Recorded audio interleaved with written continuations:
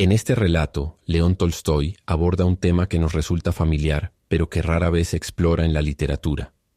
Descubrir que las personas que conocemos pueden tener vidas muy diferentes a lo que imaginamos inicialmente. Es fascinante considerar que quienes nos rodean pueden albergar facetas desconocidas. En El baile, a través de vívidas descripciones de la Rusia del siglo XIX, Tolstói nos conduce a una historia donde las apariencias engañan y una sola noche puede cambiarlo todo. ¿Qué sucede cuando nuestros ideales se enfrentan a una realidad inesperada? El baile. Tú piensas diferente a mí. Dices que una persona no puede, por sí misma, distinguir entre el bien y el mal, que todo depende del entorno, que el entorno arrastra al ser humano. Pero yo creo que todo es la suerte. Toma mi propio caso. Así habló nuestro amigo Iván Vasilievich, después de una conversación agitada sobre la imposibilidad de mejorar el carácter individual sin cambiar las condiciones en las que viven las personas. Nadie había dicho realmente que uno no pueda distinguir por sí mismo entre lo bueno y lo malo. Pero era un hábito de Iván responder de esta manera a los pensamientos que la conversación suscitaba en su mente, e ilustrar esos pensamientos relatando incidentes de su propia vida. A menudo olvidaba la razón de su historia al contarla, pero siempre lo hacía con gran sinceridad y sentimiento. Lo hizo ahora. Toma mi propio caso. Toda mi vida fue moldeada, no por el entorno, sino por algo completamente diferente. ¿Por qué entonces?, preguntamos. Oh, esa es una larga historia. Tendría que contarte sobre muchos temas para que lo entiendas. Bueno, cuéntanos entonces.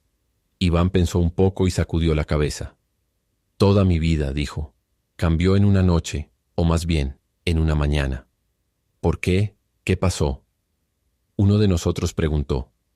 Lo que pasó fue que estaba muy enamorado. He estado enamorado muchas veces, pero esta fue la ocasión más intensa de todas. Esto ya pertenece al pasado. Ahora ella tiene hijas casadas. Su nombre era Varinka Belikov. Incluso a los 50 es notablemente hermosa, pero en su juventud, a los 18, era exquisita, alta, esbelta y majestuosa. Sí, majestuosa es la palabra. Se mantenía muy erguida, como por instinto, y llevaba la cabeza en alto, y eso, junto con su belleza y altura, le daba un aire de reina a pesar de ser delgada, incluso huesuda se podría decir. Podría haber resultado intimidante, de no ser por su sonrisa, siempre alegre y cordial, y por el encanto de la luz en sus ojos y su dulzura juvenil. ¡Qué descripción tan cautivadora das, Iván! En realidad no tengo palabras para describirla. Mi mejor descripción se queda corta a la realidad. Pero eso no importa. Lo que voy a contarte sucedió en los años 40. En ese entonces, yo era un estudiante en una universidad provincial. No sé si fue algo bueno o no, pero en nuestras universidades no había clubes políticos, ni se hablaba del tema. Simplemente éramos jóvenes y pasábamos el tiempo como lo hacen los jóvenes, estudiando y divirtiéndonos. Yo era un tipo muy alegre, vivaz y despreocupado, y también tenía mucho dinero. Tenía un buen caballo, e iba a deslizarme en trineo con las jóvenes. Patinar aún no estaba de moda. Iba a fiestas con mis camaradas. En esos días no bebíamos nada más que champaña. Si no teníamos champaña, no bebíamos nada. Nunca bebíamos vodka, como es común ahora. Las fiestas nocturnas y los bailes eran mis diversiones favoritas. Yo bailaba bien, y precisamente feo no era. Eres atractivo, interrumpió una dama cerca de él. Vamos, no hay necesidad de ser modesto. Hemos visto tu fotografía. Para nada feo. Eso no importa. Cuando mi amor por ella estaba en su punto más fuerte, en el último día del carnaval, estaba en un baile en la casa del mariscal provincial, un viejo bonachón, rico y hospitalario, y un chambelán de la corte. Los invitados eran recibidos por su esposa, tan buena como él. Estaba vestida con terciopelo color púrpura y tenía una diadema de diamantes en la frente, y sus gruesos hombros y pecho blancos estaban desnudos como los retratos de la emperatriz Isabel, la hija de Pedro el Grande. Fue un baile encantador. Era una sala espléndida, con una galería para la orquesta, que era famosa en ese tiempo. Los refrigerios eran magníficos, y el champán fluía en ríos. Aunque me gustaba el champán, esa noche no bebí, porque sin él estaba ebrio de amor. Pero lo compensé bailando tantos valses y polcas hasta que estuve a punto de caerme, por supuesto siempre que era posible con Varinka. Llevaba un vestido blanco con una faja rosa, zapatos blancos y guantes de cabritilla blanca que no alcanzaban a llegar a sus codos delgados y puntiagudos. Un ingeniero repulsivo llamado Anisimov me robó la mazurca con ella. Hasta el día de hoy no puedo perdonárselo. La pidió para el baile en cuanto llegó, mientras yo había ido al peluquero a conseguir un par de guantes y llegué tarde. Así que no bailé la mazurca con ella, sino con una chica alemana a la que previamente le había prestado un poco de atención. Pero me temo que no me comporté muy cortésmente con ella esa noche. Apenas hablé o la miré, y no vi nada más que la alta, esbelta figura en un vestido blanco con una faja rosa, una cara sonrosada, radiante, con hoyuelos y unos ojos dulces y amables. No estaba solo. Todos la miraban con admiración, hombres y mujeres por igual, aunque ella las superaba a todas. No podían evitar admirarla. Aunque nominalmente no era su pareja para la mazurca, de hecho, bailé casi todo el tiempo con ella. Siempre avanzaba con audacia a lo largo de toda la sala para elegirme. Yo volaba a su encuentro sin esperar a ser elegido, y ella me agradecía con una sonrisa por mi intuición. Cuando me llevaban hacia ella con otra persona, y ella elegía incorrectamente, tomaba la mano del otro hombre con un encogimiento de sus delgados hombros y me sonreía con pesar. Siempre que había una figura de vals en la mazurca, bailaba el vals con ella durante mucho tiempo, y respirando rápido y sonriendo, ella decía, «Más», y yo seguía bailando el vals, ni siquiera siendo consciente de algún deseo corporal por ella. Vamos, ¿cómo podrías no ser consciente de ello con tu brazo alrededor de su cintura? Debiste ser consciente, no solo de tu propia existencia, sino también de la de ella, dijo uno del grupo. Iván Vasilievich gruñó, con algo de ira en su voz. La modernidad nos ha llevado a esto. Los jóvenes de hoy en día no piensan en nada más que en el cuerpo. Era diferente en nuestros tiempos. Cuanto más me enamoraba, menos me importaba su físico. Hoy miran las piernas, los tobillos y no sé qué más. Desnudan a las mujeres de las que están enamorados. A mis ojos, como dijo Alphonse Karr, y él era un buen escritor, la que amaba siempre estaba envuelta en túnicas de bronce. Nunca pensamos en eso. Tratábamos de velar su desnudez, como el buen hijo de Noé. Oh, bueno, ustedes nunca lo podrán entender. No le prestes atención. Continúa, dijo uno de ellos. Bueno, bailé en su mayor parte con ella, sin darme cuenta de cómo pasaba el tiempo. Los músicos seguían tocando las mismas melodías de mazurca una y otra vez en desesperada fatiga. Sabes cómo es al final de un baile. Papás y mamás ya se levantaban de las mesas en el salón esperando la cena. Los sirvientes corrían de un lado a otro trayendo comida y bebida. Eran casi las 3. Tenía que aprovechar al máximo los últimos minutos. La elegí de nuevo para la mazurca y por 100ª vez bailamos por el salón. El cuadrille después de la cena es mío, dije, llevándola a su lugar. Por supuesto, si no me llevan a casa, dijo ella con una sonrisa. No te dejaré ir, dije. Dame mi abanico de todos modos, respondió ella. Lamento tanto separarme de él, dije, entregándole un abanico blanco barato. Bueno, aquí tienes algo para consolarte, dijo, arrancando una pluma del abanico y dándomela. Tomé la pluma y solo pude expresar mi éxtasis y gratitud con mis ojos. No solo estaba complacido y alegre, sino que estaba feliz, encantado. Era bueno. No era yo mismo, sino algún ser que no era de esta tierra, que no conocía el mal. Escondí la pluma en mi guante y me quedé allí sin poder apartarme de ella. Mira, están convenciendo a papá para que baile, me dijo, señalando la figura alta y majestuosa de su padre, un coronel con charreteras plateadas, que estaba en la puerta con algunas damas. Varinka, ven aquí, exclamó nuestra anfitriona, la dama con la ferronera de diamantes y con hombros como Elizabeth, en voz alta. Varinka, convence a tu padre para que baile la mazurca contigo, querida. Hazlo, por favor, Peter Valdislavovich, dijo, dirigiéndose al coronel. El padre de Varinka era un hombre mayor muy apuesto y bien conservado. Tenía la piel muy bien cuidada, bigotes rizados al estilo de Nicolás I y patillas blancas que se unían a los bigotes.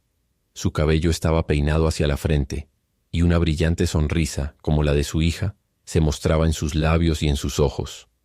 Su porte era espléndido, con un amplio pecho militar sobre el cual llevaba algunas condecoraciones, y tenía hombros poderosos y piernas largas y delgadas. Era ese tipo ultramilitar producido por la disciplina del emperador Nicolás I. El coronel se negaba a bailar. Cuando nos acercamos a la puerta, decía que había olvidado cómo, pero en ese instante sonrió, giró su brazo graciosamente hacia la izquierda, desenvainó su espada, se la entregó a un joven amable que estaba cerca y alisó su guante de gamuza en la mano derecha. «Todo debe hacerse según las normas», dijo con una sonrisa. Tomó la mano de su hija y quedó un cuarto de vuelta esperando la música. Al primer sonido de la mazurca, estampó un pie con energía, lanzó el otro hacia adelante, y al principio lentamente y con suavidad, luego con ligereza e ímpetu, con pisoteos y chasquidos de botas, su alta e imponente figura cruzó el largo de la sala. Varinka se balanceaba a su lado, rítmicamente y con ligereza, haciendo sus pasos cortos o largos, con sus pequeños pies en zapatillas de satén blanco. Todas las personas en la sala seguían cada movimiento de la pareja. En cuanto a mí, no solo los admiraba, sino que los observaba con simpatía embelesada. Me impresionaron particularmente las botas de su padre. No eran los modernos modelos puntiagudos, sino hechas de cuero, de punteras cuadradas y evidentemente confeccionadas por el zapatero del regimiento. Para que su hija pudiera vestirse y salir en sociedad, no compraba botas de moda, sino que usaba caseras, pensé, y sus punteras cuadradas me parecieron de lo más conmovedoras. Era evidente que en su tiempo había sido un buen bailarín, pero ahora estaba demasiado pesado, y sus piernas no tenían el resorte suficiente para todos los hermosos pasos que intentaba hacer. Aún así, consiguió dar 2 vueltas a la sala, cuando al final, estando con las piernas apartadas, repentinamente chasqueó los pies juntos y cayó de rodillas, un poco pesadamente, y ella bailó graciosamente a su alrededor, sonriendo y arreglándose la falda. Toda la sala aplaudió. Levantándose con esfuerzo, tomó cariñosamente el rostro de su hija entre sus manos. La besó en la frente y la llevó hacia mí, bajo la impresión de que yo era su pareja para la mazurca. Le dije que no lo era. «Bueno, no importa, solo da una vuelta con ella por la sala», dijo, sonriendo amablemente, mientras volvía a colocar su espada en la vaina. Así como el contenido de una botella fluye fácilmente cuando se ha vertido la primera gota, así mi amor por Varinka parecía liberar toda la fuerza de amar dentro de mí. Al rodearla, abrazaba al mundo. Amaba a la anfitriona con su diadema y sus hombros como Isabel, y a su esposo y a sus invitados y a sus lacayos, e incluso al ingeniero Anisimov, que se sentía irritado hacia mí. En cuanto al padre de Varinka, con sus botas caseras y su amable sonrisa, tan parecida a la de ella, sentía por él una especie de ternura que rozaba a la admiración. Después de la cena, bailé la cuadrilla prometida con ella, y aunque había sido inmensamente feliz antes, cada momento me hacía aún más feliz. No hablamos de amor. Ni le pregunté a ella ni a mí mismo si me amaba. Era suficiente saber que yo la amaba, y solo tenía un miedo, que algo pudiera interferir con mi gran alegría. Cuando llegué a casa y comencé a desvestirme para la noche, me resultó imposible. Sostenía la pequeña pluma de su abanico en mi mano y uno de sus guantes, que ella me dio cuando la ayudé a subir al carruaje después de su madre. Mirando estas cosas y sin cerrar los ojos, podía verla ante mí como era por un instante cuando tuvo que elegir entre 2 parejas. Trataba de adivinar qué tipo de persona estaba representado en mí, y podía escuchar su dulce voz cuando decía, «Orgullo, ¿es correcto?», y alegremente me daba la mano. En la cena, tomó el primer sorbo de mi copa de champán, mirándome por encima del borde con su mirada cariñosa. Pero sobre todo, la podía ver claramente bailando con su padre, deslizándose a su lado y mirando a los observadores admirados con orgullo y felicidad. Él y ella estaban unidos en mi mente en una ola de patética ternura. Vivía entonces con mi hermano, quien ha muerto desde entonces. No le gustaba salir y nunca iba a bailes. Además, estaba ocupado preparándose para sus últimos exámenes universitarios y llevaba una vida muy regular. Estaba dormido. Lo miré, con la cabeza enterrada en la almohada y medio cubierta con la manta, y lo compadecí afectuosamente. Lo compadecí por su ignorancia de la dicha que estaba experimentando. Nuestro criado Petrusha me había recibido con una vela, pero lo mandé lejos. Su rostro soñoliento y su cabello despeinado me parecieron tan conmovedores. Tratando de no hacer ruido, fui a mi habitación de puntillas y me senté en mi cama. No, Era demasiado feliz. No podía dormir. Además, hacía demasiado calor en las habitaciones. Sin quitarme el uniforme, fui silenciosamente al vestíbulo, me puse el abrigo, abrí la puerta principal y salí a la calle. Era después de las 4 cuando dejé el baile. Ir a casa y quedarme allí un rato había ocupado 2 horas, así que para cuando salí era el amanecer. Era un clima típico de carnaval, neblinoso, y el camino lleno de nieve empapada de agua que se estaba derritiendo, y el agua goteando desde los aleros. La familia de Varinka vivía en las afueras de la ciudad cerca de un gran campo, en un extremo del cual había un campo de desfiles. En el otro extremo había un internado para señoritas. Pasé por nuestra pequeña calle vacía y llegué a la avenida principal, donde encontré peatones y trineos cargados de madera, los patines raspando en el camino. Los caballos se movían con pasos regulares bajo sus arneses brillantes, sus lomos cubiertos con esteras de paja y sus cabezas mojadas por la lluvia, mientras los conductores, con enormes botas, chapoteaban a través del barro al lado de los trineos. Todo esto, los mismos caballos, me parecían estimulantes y fascinantes, llenos de sugerencia. Me acerqué al campo cerca de su casa. Vi en un extremo del mismo, en dirección al campo de desfiles, algo muy grande y negro, y oí sonidos de pífanos y tambores que procedían de allí. Mi corazón estaba lleno de canciones, y había oído en mi imaginación la melodía de la mazurca, pero esta música era muy áspera, no era agradable. ¿Qué puede ser eso?, pensé, y me dirigí hacia el sonido por un camino resbaladizo a través del centro del campo. Caminando unos 100 pasos, comencé a distinguir muchos objetos negros a través de la niebla. Evidentemente eran soldados. Probablemente es un ejercicio, pensé. Así que me dirigí en esa dirección en compañía de un herrero que llevaba un abrigo sucio y un delantal y cargaba algo. Caminaba delante de mí mientras nos acercábamos al lugar. Los soldados, con uniformes negros, estaban de pie en 2 filas, enfrentándose inmóviles, con sus rifles en reposo. Detrás de ellos estaban los pífanos y tambores, repitiendo incesantemente la misma melodía desagradable. «¿Qué están haciendo?», le pregunté al herrero, que se detuvo a mi lado.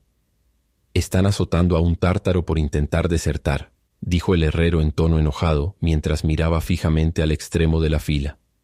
Miré en la misma dirección y vi entre las filas algo horrible que se acercaba a mí. Lo que se acercaba era un hombre, desnudo hasta la cintura, atado con cuerdas a los rifles de 2 soldados que lo llevaban. A su lado caminaba un oficial con abrigo y gorra, cuya figura me resultaba familiar. La víctima avanzaba bajo los golpes que caían sobre él desde ambos lados. Su cuerpo entero se desplomaba, sus pies se arrastraban por la nieve. A veces se echaba hacia atrás, y los subalternos que lo llevaban lo empujaban hacia adelante. A veces caía hacia adelante, y ellos lo levantaban bruscamente, mientras siempre a su lado marchaba el alto oficial, con paso firme y nervioso. Era el padre de Varinka, con su rostro sonrosado y su bigote blanco.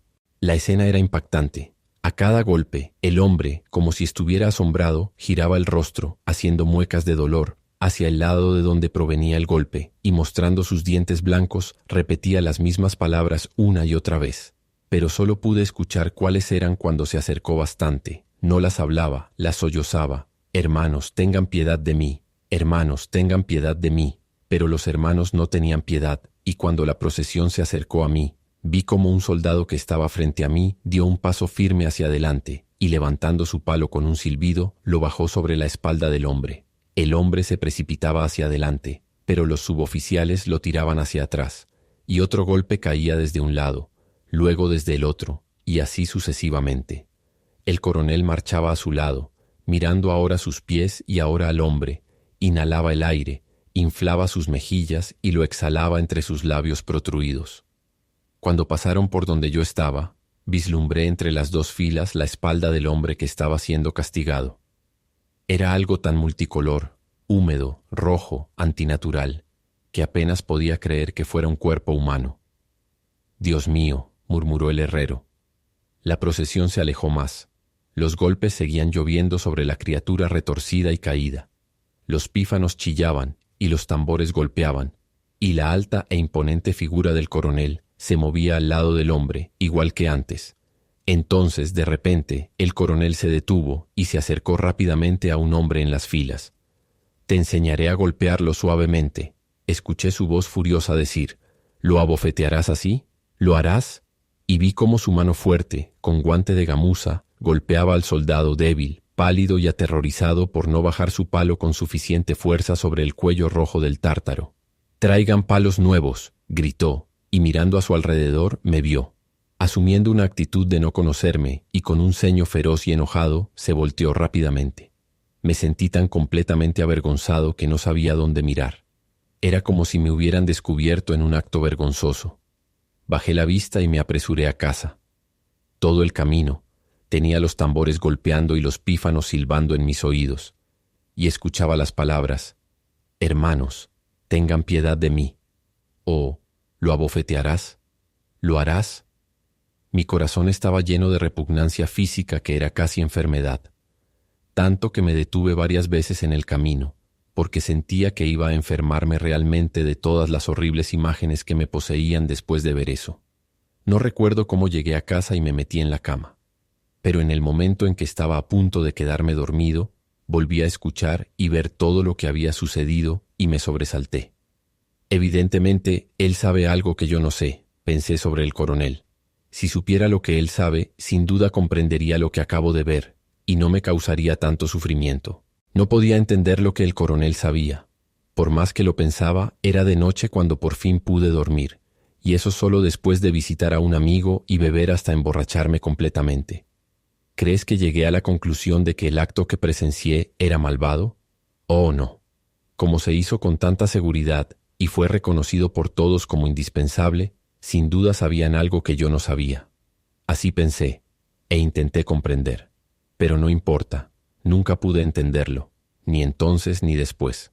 Y al no poder comprenderlo, no pude entrar en el servicio como había planeado. No me refiero solo al servicio militar, tampoco ingresé en el servicio civil, y así no he sido de ninguna utilidad, como puedes ver. Sí, sabemos lo inútil que has sido, dijo uno. Dinos, más bien, ¿cuántas personas serían de alguna utilidad si no fuera por ti? Oh, eso es una tontería absoluta, dijo Iván Vasilievich con genuina molestia. Bueno, ¿y qué hay sobre el asunto amoroso? ¿Mi amor? Disminuyó desde ese día, cuando, como a menudo ocurría, ella parecía soñadora y meditativa. Inmediatamente recordaba al coronel en el campo de ejercicios, y me sentía tan incómodo que comencé a verla con menos frecuencia. Así que mi amor se desvaneció. Sí, surgen esas circunstancias que alteran y dirigen toda la vida de un hombre, concluyó Iván Vasilievich. Y ustedes hablan del entorno y de cómo nos arrastra, pero a veces es un solo acontecimiento el que cambia todo nuestro ser. El fin. Muchas gracias por escuchar nuestra narración de León Tolstói, El baile. En Héroe.com, como una editorial independiente en crecimiento, nuestro objetivo es hacer que la literatura universal sea más accesible y disfrutable para el lector moderno. Si te ha gustado este contenido, te agradeceríamos muchísimo que nos apoyes con un me gusta y te suscribas a nuestro canal para más narraciones.